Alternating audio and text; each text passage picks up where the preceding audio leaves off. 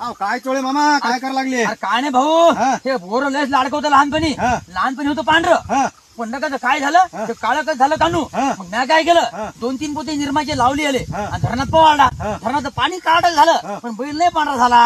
अहो काहीच नाही, निरमा लावायचं काम नाही, शॅम्पू लावायचं काम मग काय नाही. बा? आपली भारतात एक पार्टी आहे, बर. त्या पार्टीचा झेंडा याच्या शिंगाले बांधायचा, बर गळ्यात एक त्या पार्टीचा रुमाल टाकायचा बर. आणि तिच्या दिले पक्ष प्रवेश करायला लावायचा. बर काळ्याचा पांढराच काय, हा. हिरवा पिवळा निळा गुलाबी जो रंग म्हणसाल त्या रंगाचा बैल बनवून भेटते. अरे असं कसं बाबा, बैला 2-4 रंग आहेत. हा. पांढरा आहे, लाल आहे, भुरका आहे, हा. हे गुलाबी रंग कुठून आणला तो? गुलाबीच होते, पार्टीच तशी जोराची आहे. अशी कोणची पार्टी आहे? अहो राजा, भ्रष्टाचारी नेते त्या पार्टीत जाऊन भ्रष्टाचार मुक्त होतात. हा, लोक देशद्रोही लोक तिच्यात गेले की देशभक्त होतात. हा. हे तर बैल तुमचा काळ्याचा निस्ता पांढराच करायचा. अच्छा बाई, त्या पार्टीचं नाव काय बा? पार्टीचं नाव हा? ते कमेंट मध्ये वाचा तुम्ही 2-3 घंट्यानं, आपली जनता सांगल. बर बर, काहीच गोर नाही. जोराची पार्टी आहे. बरं उद्या लगे पक्ष प्रवेश करायला लावा बर की एका घंट्यात बैलाचा रंग गुलाबीच. हा, हा. बर.